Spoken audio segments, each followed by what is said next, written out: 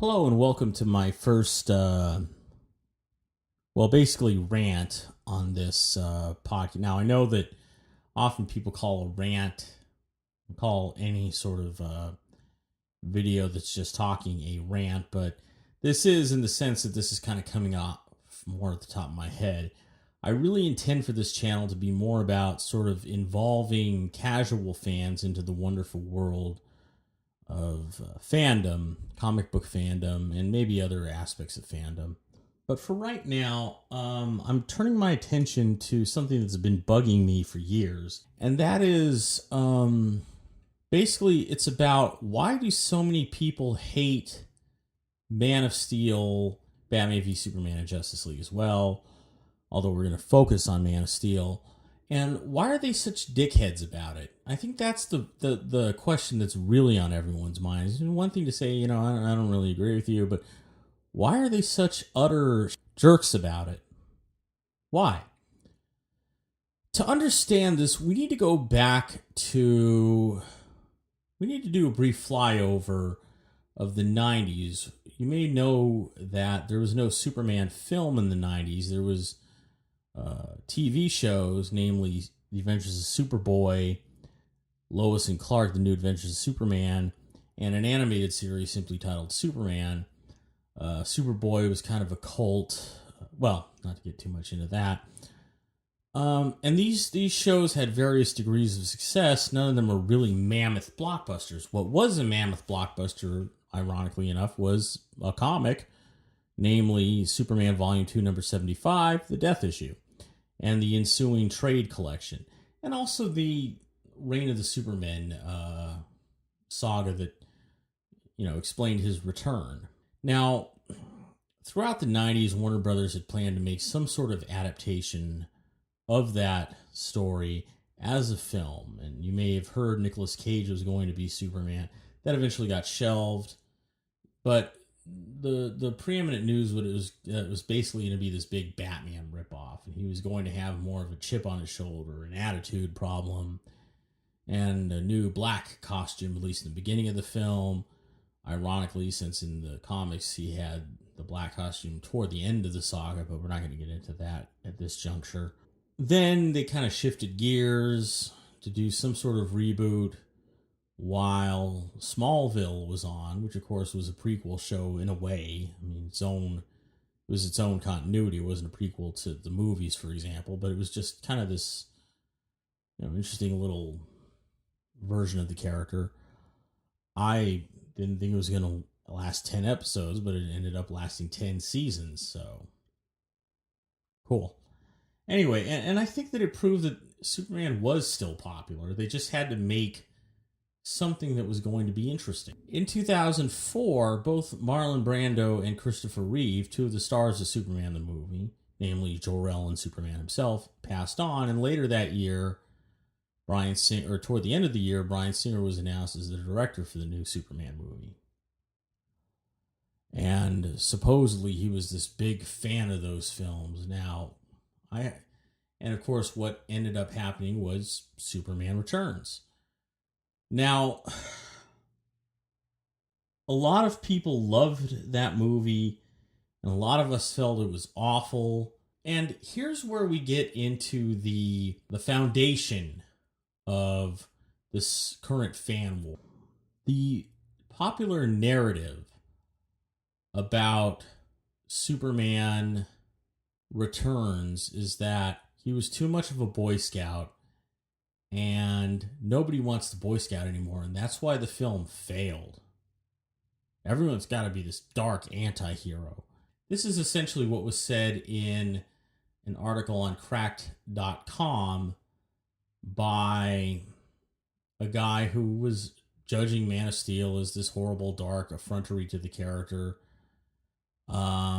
without having seen the film because it wasn't even out yet.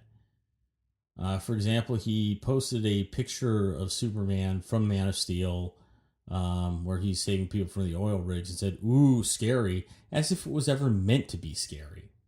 Anyway, I'm getting ahead of myself, though, obviously. So, the point is that what we've got here is a Superman movie that did actually not that badly at the box office, but not great either.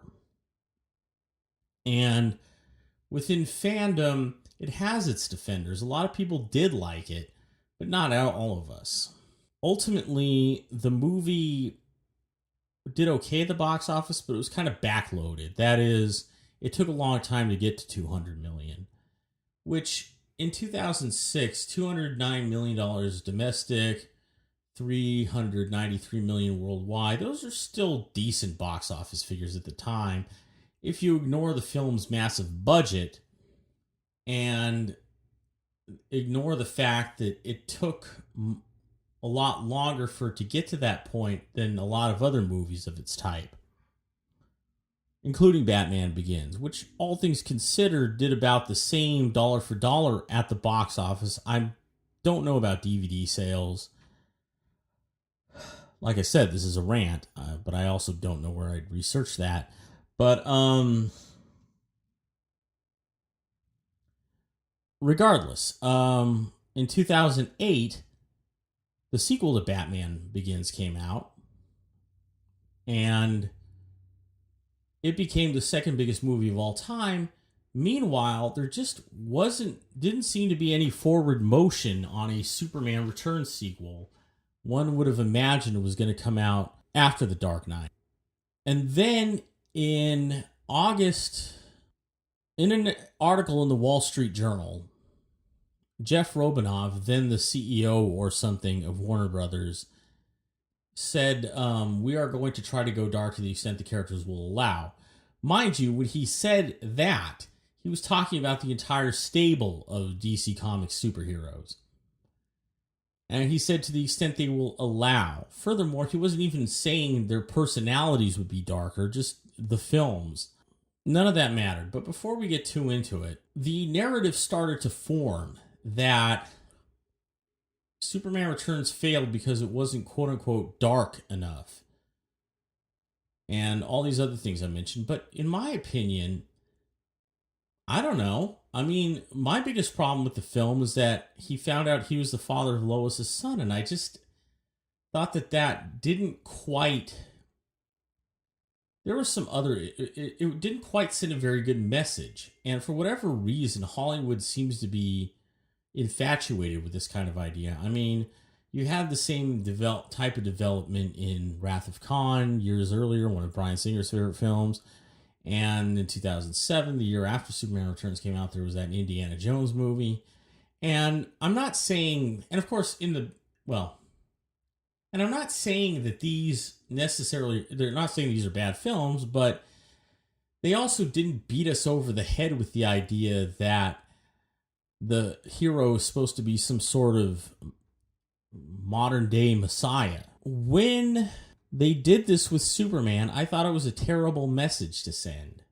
Now you might be saying, oh, but you're willing to defend Man of Steel. Yeah, and I'll get to that in a bit.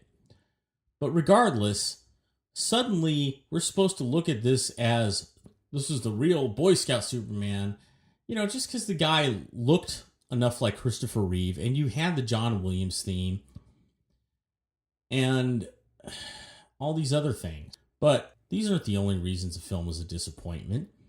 Lex Luthor's scheme made no sense. There wasn't really much action in the film. The part where he saves the airplane, that was the best part. But, there was no real fight. Now, there wasn't really any fights in the first one with Christopher Reeve, but it was the first of its kind. The second one codified this trope, and it's something audiences come to respect. But here, instead, you've got Lex ambushing Superman with a piece of kryptonite. And by the way, does Bryan Singer think that kryptonite only works if you touch Superman with it? Just watch the film and you'll see what and bear that question in mind if you watch the film and you'll see what I mean. But as is often the case, Lex comes in with some kryptonite and Superman starts humping the floor and the bad guys pound him. And I'm going to get into my problems with this film later on in another video, but suffice it to say, his not being enough of a Boy Scout wasn't the problem, and it makes even less sense if you look outside of it. The biggest superhero at the box office by 2006 was Spider-Man. And I wouldn't exactly call him this kind of dark, grisly anti-hero who, he's essentially a Boy Scout, but experiencing a lot of growing pains. At least that's how I've always seen Spider-Man. And I think the Tobey Maguire movies, the first two anyway, I mean, kind of keep that milieu somewhat. The X-Men movies, Wolverine is more of an anti-hero, and they have a darker tone, but, which by the way, this is something I want to hit on.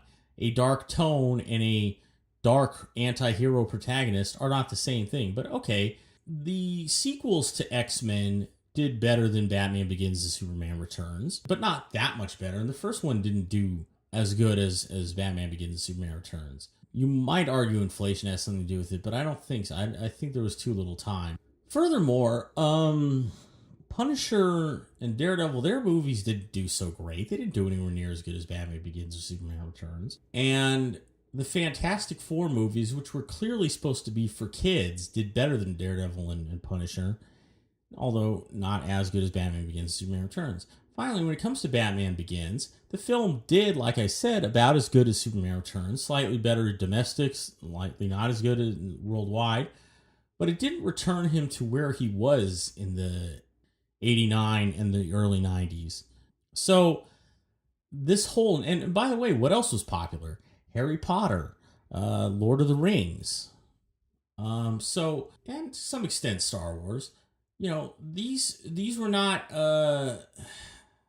things that strike me as particularly gritty or even particularly dark. So this whole narrative just doesn't add up. Reasons for Superman Returns' failure must be attributable to something else. 2008 was a turning point for the comic book superhero film adaptation. And Dark Knight was one of the reasons why, but also Iron Man and the Incredible Hulk established the Marvel Cinematic Universe in kind of crude form. Iron Man was an incredibly popular film. The Incredible Hulk wasn't as popular, and I can sum it up in 4 words. Hulk still looks fake. In any case, these films weren't particularly dark or undark. They just kind of were what they were. Are there darker elements? Yes.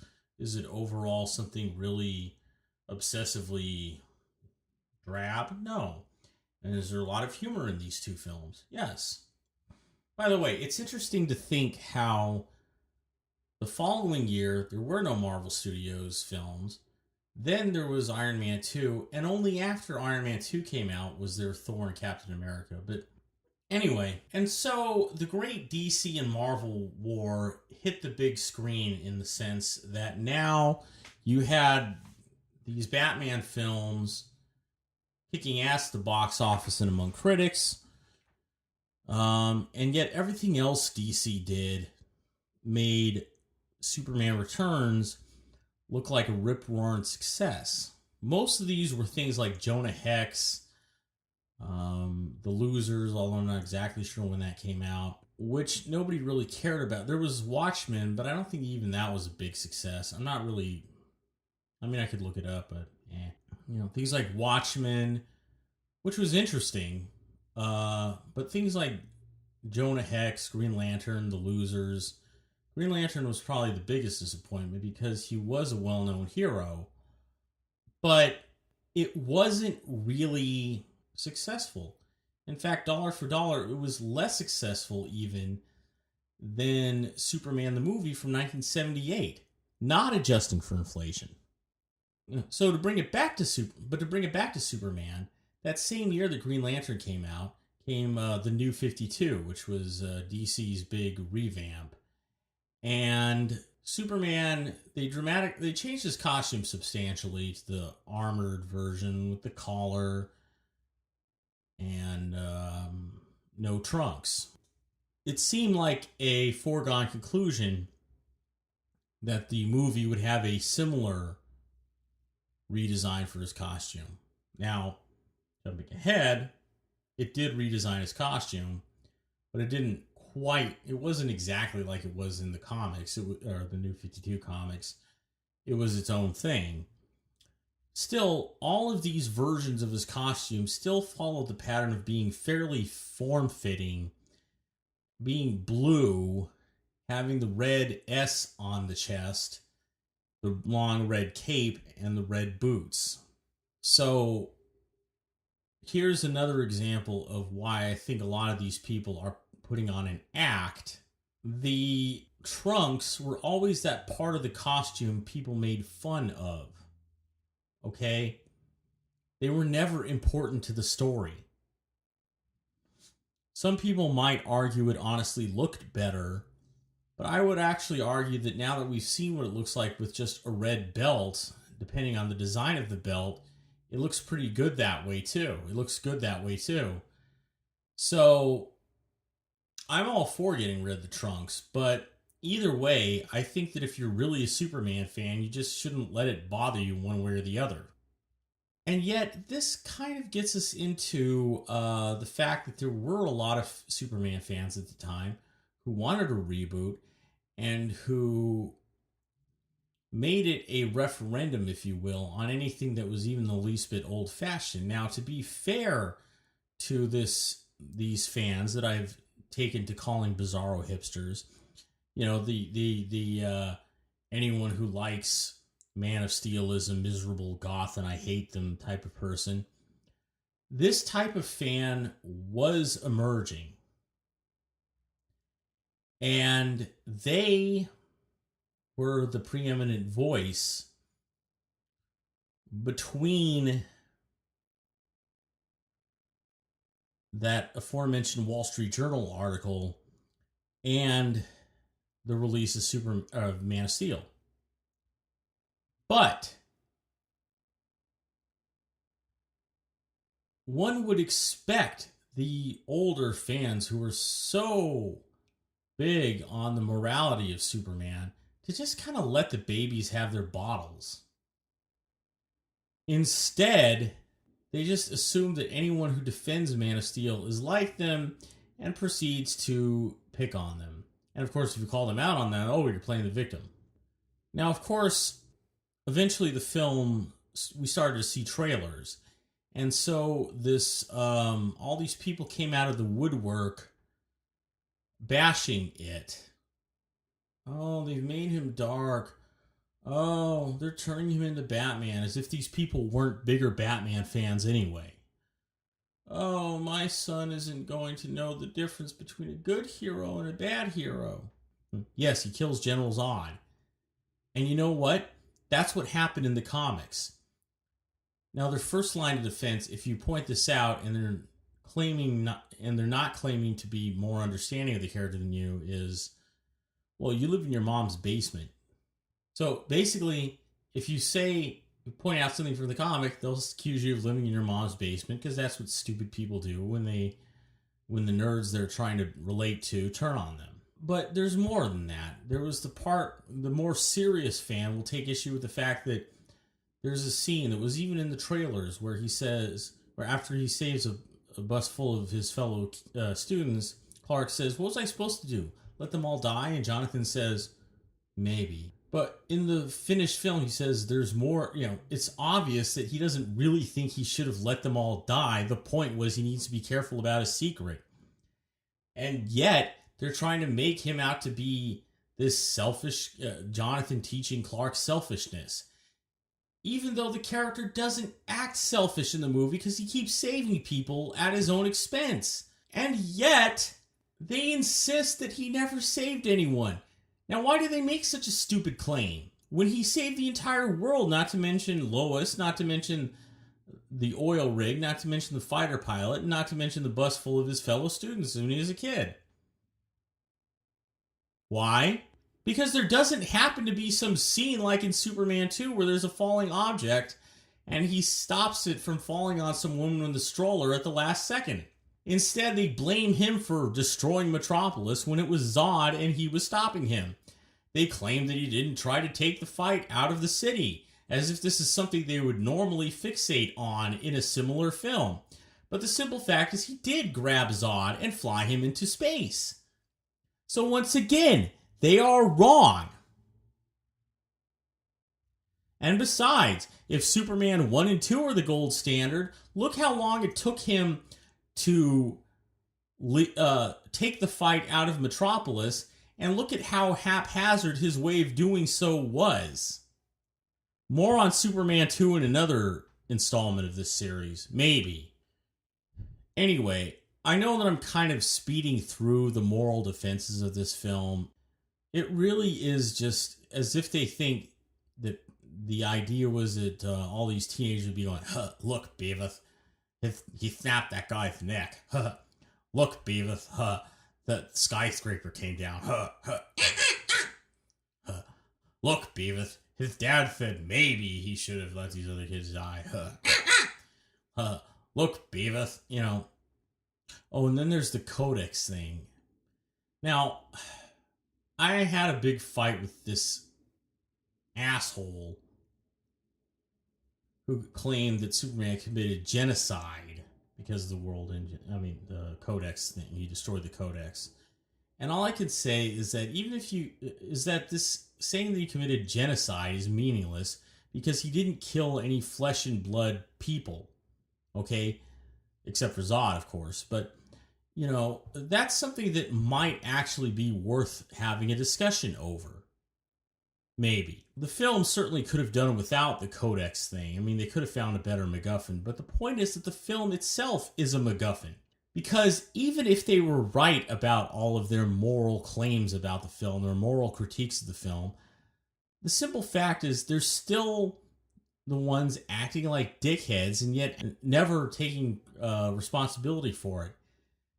They always act like they didn't start the fight when usually they do, or often they do. Or even if they're not really starting it, they certainly aren't taking the high road. And if you're listening to this video, chances are you know what I'm talking about.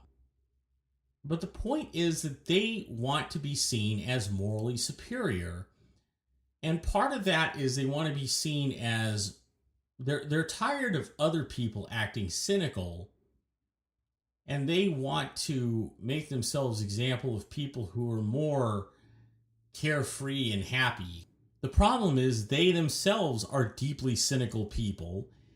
Their critiques of this film are an expression of that, even if they try to transfer this or project these traits onto others. And that's why, no matter what you say, they'll act like you said, the old movies are dated. I want nothing but darkness and misery. That's why also they'll always act like you started the fight. They are vying for moral superiority. They want to be seen as morally superior. They are playing a role. Notice when Guardians of the Galaxy came out, a movie that had very little to do with Man of Steel, except that it was based on a comic book and blah, blah, blah, space stuff. All the reviews were pretty much the same. This movie is so fun, unlike Man of Steel. It is better than Man of Steel because it is fun. Fun, fun, fun, fun, fun, fun, fun, fun, fun, fun, fun. Fun. By the way, by the way, that same year that Ninja Turtles movie came out, which had a similar sort of humorous take, and it was a flop. So there should be more to the success of Guardians of the Galaxy than just, it's fun. And there is. But you wouldn't know that from listening to these people. And that brings us to another thing, which is that recently there was an article from a site called Uprocks about why the world needs the unhip, earnest Superman of Superman the movie. I could spend all day on that article and how stupid it is, but I'll just two things. Number one, they never really explain why we need him. And number two, they keep describing the very movie they're recommending in the most unflattering terms. Between this and all the Marvel movies they love so much and everything else, with friends like them, who needs enemies, right? And yet it doesn't matter because this isn't about how much they like or dislike this. It's about moral preening. And that's why when someone like me comes along to say Man of Steel did not turn Superman to a dark anti-hero. That's why they get especially mad at me, because I do know the character better. And I'm challenging the very premise. It's one thing to hear someone go, "Oh, dated and boring and cheesy." That's what they expect. And at the end of the day, it's like, okay, they're still the bad guys and we're still the good guys. But the point is, those babies have their bottle. And if it weren't for these bizarro hipsters, as I call them, probably some of these people might have looked at Superman the movie in a new light and gained a new appreciation for it. But that isn't happening in this current climate. And if it is, it's in spite of the bizarro hipsters, not because of them. Let's look at it from an economic standpoint. Suppose you're the kind of Superman fan who likes to post a lot of pictures of their collection on pages like Superman Collectors. Now, I'm not making fun of people for doing this. That's, perfectly cool and all that. But I'm just saying that is a thing with Superman, and I imagine other fandoms as well. There's a new movie coming out. And you have your concerns. Are they really going to make him a dark anti-hero? Is it really changing him so much just to appease some stupid people who are younger than you? Now you could wait for the movie to come out and judge it on its merits. Maybe try to meet it on its own terms. You know that every time there's a superhero movie about one of your favorite characters, there's a shitload of merchandise.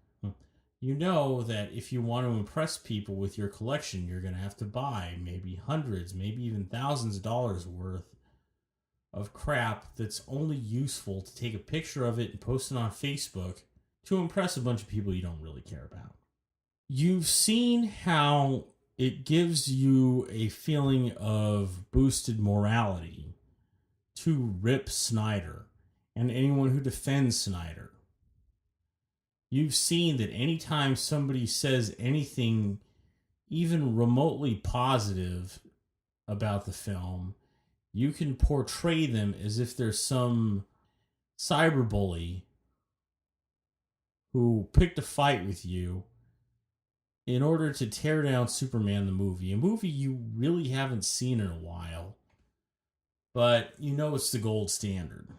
And you assume anyone who is even remotely optimistic about Man of Steel must hate Superman and his message, which is optimism. I mean, after all, if they're optimistic about the film and you're pessimistic about the film, and you're the one who's not optimistic. So you see how much fun it is to attack these people, and when they attack you, it gives you narcissistic supply. Why throw that away by watching the film with an open mind and come out saying, okay, there are some things I didn't like about it, but it wasn't what I thought it was. It wasn't what I was afraid of. When you can just, assume forever and a day that it is all these things, and that means that you not only don't have to buy Man of Steel merchandise, but doing so would be selling out. So it's almost like a religious exemption from buying Man of Steel merchandise. Think about it. Every time they insult you, they are justifying their savings of hundreds of dollars, which otherwise would have gone to buying merchandise, and they're making themselves feel better than you. Now, in conclusion, why is any of this important? And why do I continue to beat this dead horse about this film and its various spin-offs, which are just not that successful and are hated by Hollywood and all the fandom posers? The answer is because we need to accept these, we need to look at these films more objectively. I'm not saying we should just take whatever Hollywood gives us. Of course not. I'm not saying you shouldn't criticize Man of Steel, but you should do so intelligently. And yet, like I've said, they almost seem to be doing it as unintelligently as they possibly can. Oh, and by the way, if they can continue the narrative that Superman Returns was the victim of people not wanting the Boy Scout, then to some degree it justifies, not that it really should need justifying, but in their, in the minds of an insecure fan who wants everyone to know he's a fan, the reason we need to look at these films more objectively is because Warner Brothers knows that Superman movies do okay box office.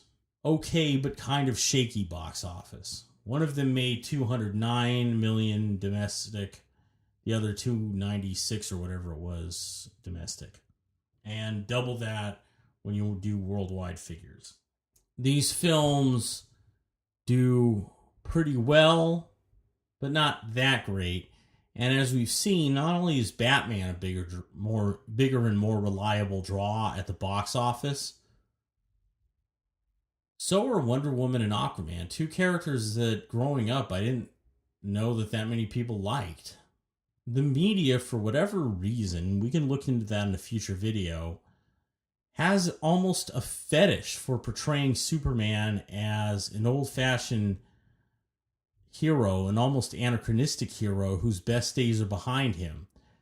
With the exception of James Bond, I don't think any other fictitious character gets scrutinized in this is he still relevant kind of way. And with Bond, there's used to be a movie every 2 or 3 years to at least remind everyone that he still has a following. But with Superman, they need an angle, but they don't know what that angle is. They're running out. Do they make a sequel? Do they make another movie in the DC extended universe, or don't they? Have they just, has it run its course? Is he just kind of going to be like Iron Man, and he's there in these other movies, but no more solo movies? Ultimately, Warner Brothers has to be asking themselves this question. If the guy who knocked up his chick is too much of a Boy Scout, and the guy who killed one guy is too dark and edgy for audiences, then what Superman movie can they make where they can feel confident that people are going to want to see it by and large? Enough to justify the expense. And if they can't find the answer to that question, why would they bother to make any more movies about the character? We can look deeper into the plot inconsistencies in Superman Returns, Man of Steel, Batman v Superman, or Justice League. Or we can scrutinize the quality of the special effects. We can look at the pros and cons of Brandon Routh versus Henry Cavill. We can discuss exactly what type of tone beyond just optimistic that you want to see. But as far as these things go, you can ask these questions about almost any action film. The question is this: what is going to bring people into the theater, and is there really even an answer to that? If Warner Brothers doesn't find an answer to that, it could just mean no more Superman movies. And honestly, I think that would be just fine with some of these self-styled purists. The ones who agree with the haters that he is just stuck in the past.